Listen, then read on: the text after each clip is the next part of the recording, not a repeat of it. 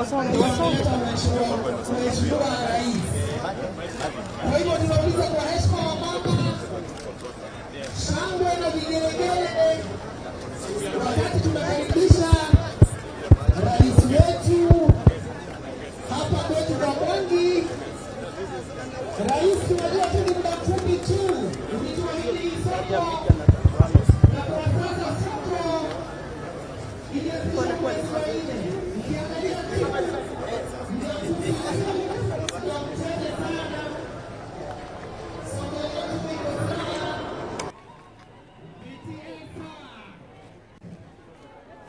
mbunge wa Mandera, karibu sana Eli Kawanjiku, karibu sana.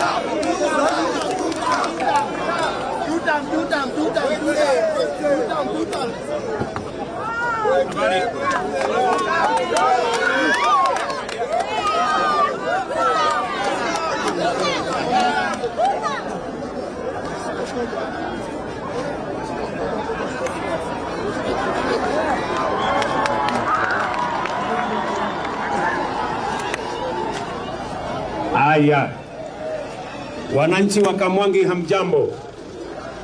Kamwangi hamjambo? Basi mimi nimefika hapa leo kuangalia hii soko. Mnajua kuwa hapa 2022 wakati wa kutafutana na kura, si namna hiyo? Na kuna maneno tulikubaliana na nyinyi. Mliniambia hapa mnataka hii barabara kutoka Thika mpaka Magumo iwekwe barabara lami mpya. Si mliniambia hivyo? Alafu mkaniambia pia na nikakubaliana na nyinyi tutawajengea soko. Si ni kweli? Sasa Waswahili wanasema ahadi ni nini? Na dawa ya deni. Tulikulipa tu, hakuna dawa nyingine.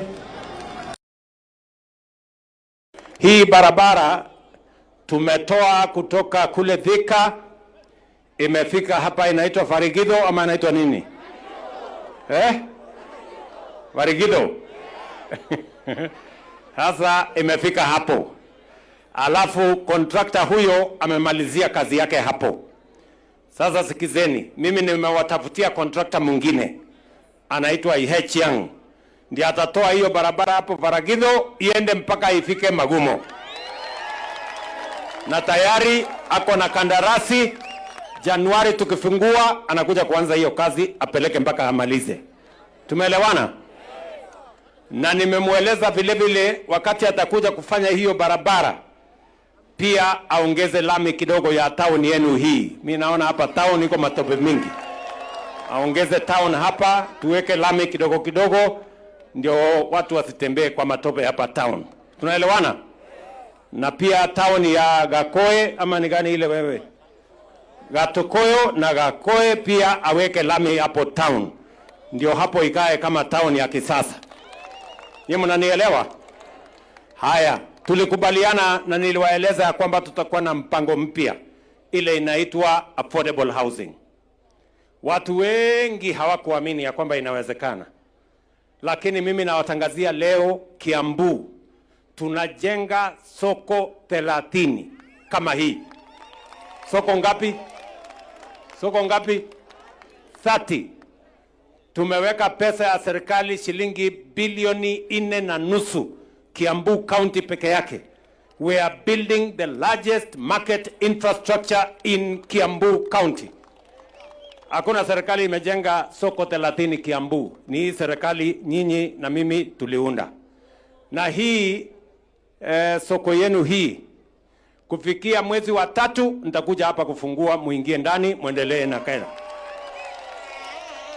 Nyinyi tuko tayari? Mko tayari? Hapa kulikuwa na wafanyabiashara 600. Nimeambiwa na mama mmoja anaitwa Sara. Yeye ndio chairperson wa soko. Huyu mama hapa anaitwa Sara. Sasa nimemwambia Sara, hii soko sasa inaweza kuchukua wafanyabiashara 1500. So iko na nafasi ya kutosha. Kila mtu alete mambo ya kuuza. Ndio tuweze kupanua uchumi wa sehemu hii, Kenya iweze kusonga mbele. Hapa Gatundu North tunajenga hii soko ya Kamwangi, tunajenga soko ingine Kanyoni, tunasenga soko ingine kule Gatukuyu. Kwa sababu tunataka kuhakikisha kwamba dunia hii iweze kwenda wapi? Iweze kusonga mbele. Tumeelewana jameni? Mnasema tuendelee na kazi ama mnasema tufanye namna gani? Tuendelee ama tuendelee? Tuendelee ama tuendelee? Hiyo ndio kazi mimi nataka niwaeleze. Hii kazi ndio tutafanya. Mimi naelewa. Huyu Kururia amenieleza ya kwamba bado tuko na barabara hapa ambazo hazijawekwa lami. Si ni kweli? Na nilianza na Mheshimiwa Uhuru Kenyatta tukasema in 10 years from 2013 to 2022 tuliweka mpango ya kujenga 10,000 kilometers. Hizo ndio barabara mimi namalizia. Pamoja na hii ya Mau Mau hiko hapa. Nimeshakubaliana na Kururia ya kwamba hii barabara ya Mau Mau tulianza na contractor kule Lari, lakini sasa kuanzia Januari tunakuja kuanza na upande huu wenu, ndio tuhakikisha kwamba ikutane kule katikati. Tumeelewana? Na ile barabara 10,000 nilianza na Uhuru. Sasa mulisikia juzi nilitangaza kwa State of the Nation Address ya kwamba apart from 10,000 sasa tunaweka ramani ama mapping ya kilomita ingine 28,000 Kenya mzima. Tuhakikisha kwamba hakuna sehemu ya Kenya itawachwa nyuma tena. Hata hapa Kiambu tutaongeza barabara ambazo zitajengwa mpaka tumalize zile wananchi wote wametuambia barabara hapa iko shida, barabara pale iko shida. Na Januari hii tunapangana ndio tuanze barabara ya Kiambu. Wananchi wengi wa Kiambu wanafanya kazi na kufanya biashara Nairobi. Ni kweli ama si kweli? Na wanahangaika pale na jam. Barabara ya kutoka Ndumberi hapo kwenda mpaka Muthaiga kupitia Kiambu wanga na jam asubuhi na jioni. Sasa tumepata pesa bilioni 20 ya kufanya dual carriageway. Tupanue hiyo barabara badala ya leni 2, sasa itakuwa leni 4 ya kupeleka watu Nairobi na kuwarudisha nyumbani. Nyinyi mnajua vile vile barabara ile Mheshimiwa Mwai Kibaki alitujengea ya Thika Road. Pia siku hizi imekuwa na jam kutoka pale GSU mpaka kule Nairobi pale Museum Hill. Pia hapo nimetangaza juzi next year tunakuja kuweka expressway. Ndio watu wa Kiambu wasikuwe na jam wakati wanaenda Nairobi, watu wa kutoka Thika, watu wa kutoka sehemu zile zingine za Kenya, ndio Kenya hii iweze kubadilika. Nyinyi mnanielewa watu wa Kiambu? Tuendelee na kazi ama mnataka tuletewe fitina? Tuendelee? Sasa sikizeni. Unajua nimetangaza juzi ya kwamba tuko na mpango ya kutengeneza kilomita 28,000 ya barabara. Nimesema barabara ile ya reli kutoka Naivasha mahali Mheshimiwa Uhuru aliwachia, mimi sasa nasukuma iende Kisumu mpaka Malaba na inaanza Januari. Nimesema pipeline ile Moi alijenga akamalizia kule Eldoret, sasa nasukuma inaenda mpaka inapita Uganda iende mpaka DRC, na hiyo pia inaanza next year. Sasa nikasikia mtu mwingine hapo akasema ati hiyo maneno yote Ruto anasema haiwezekani. Sasa mimi nataka niwaulize watu wa Kiambu, si ndio? Si walisema masoko haiwezekani? Soko ndio hii ama si iko hapa? Si walisema affordable housing haiwezekani? Kiambu County leo tuko na manyumba tunajenga 17,000. Tumeweka pesa bilioni 40 Kiambu County alone, na hiyo manyumba inaendelea. Masoko ndio hii inaendelea, hostels inaendelea, barabara ndio hiyo nimewaambia. Lakini wale wanasema ati haiwezekani. Mimi nataka nikuulize wewe mtu ya Kiambu, ule ambaye anasema haiwezekani ni mtu amekuwa kiongozi Kenya miaka 50.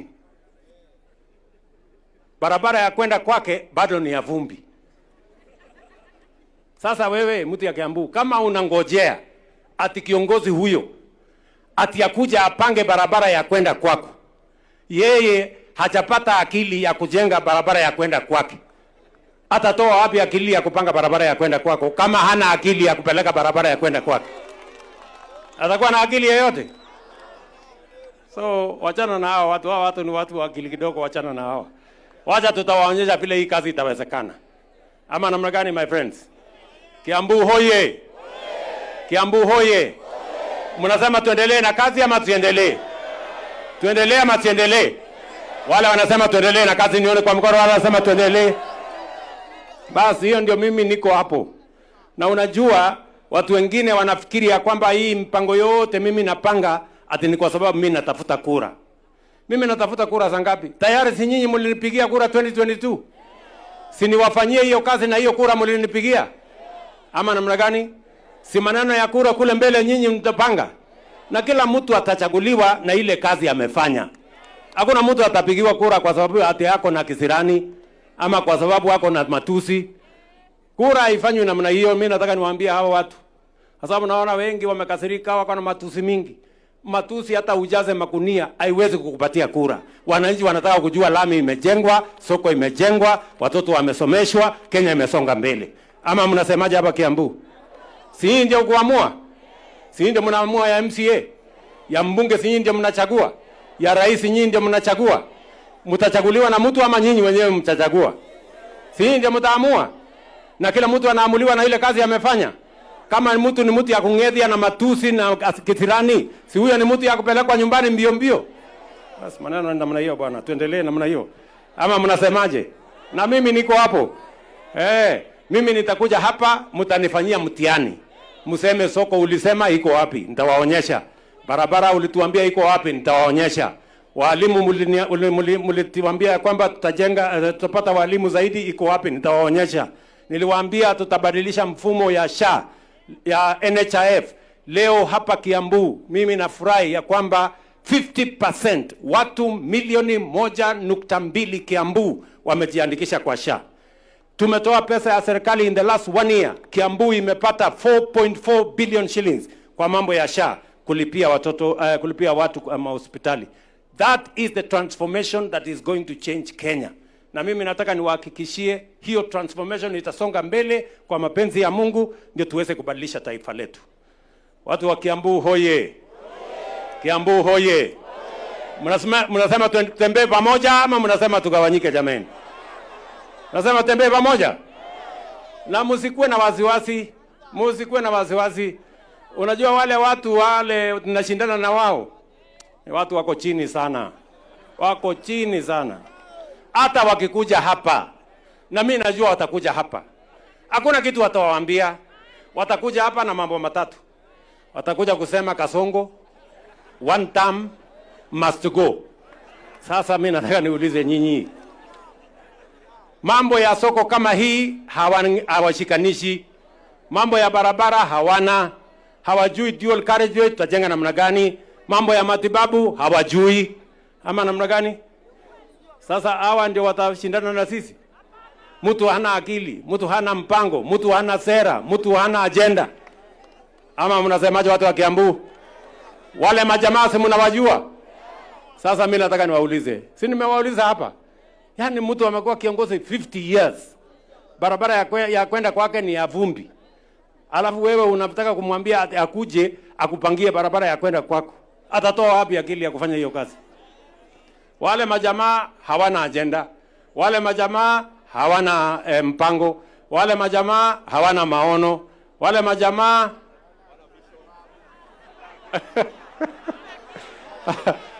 ama mnasemaje? Watu wa Kamwangi. Si mnajua wale watu? Ati mpango hawana, sera hawana, maono hawana, mpango hawana, hata akili. Sasa hiyo ni kusema nini? Bure kabisa. Bas, ile wako naye mingi ni matusi na hasira na kisirani. Lakini hiyo haiwezi kuuza soko. Hapa niko na viongozi wote. Niko hapa na gavana wetu bwana Matangi, pigeni makofi. Niko hapa na mheshimiwa Kororia, mpigeni makofi. Niko hapa na Kemani Ishungwa, mpigeni makofi. Niko hapa na mama county wa Muradha, mpigeni makofi. Niko hapa na Wamombe kutoka Nyeri, mbunge wa Madera, mpigeni makofi. Niko hapa na mama Betty Esawa, mpigeni makofi kutoka Moranga. Niko na Karovia, mbunge wetu wa East African Community, mpigeni makofi. Niko na ndugu yangu chairman wa Unclaimed Assets Authority, alikuwa mbunge wenu, si ndio? Pigeni makofi. Niko na mama Alice, waziri wangu wa mambo ya ujenzi, ndiye amenisaidia kupanga hiyo kazi. Pigeni makofi Alice Wahome. Niko na Mudongo wa Roiro, huyu ambaye ni spokesman bwana Mwaura, pigeni makofi. Sisi wote tulikuwa tumeongea kule kanisani. Sisi tunasema asante sana. Tunasema tunawatakia baraka ya Mungu. Na tuko na huyu mjamaa anaitwa Kogi. Huyu anaitwa Kogi. Huyu kijana anaitwa Kogi, mpigeni makofi. Na sisi wote ni timu moja. Na mimi nasema asanteni sana. Mwathani amuradhime. Mungu awabariki jameni na tunawapenda. Thank you very much. God bless you.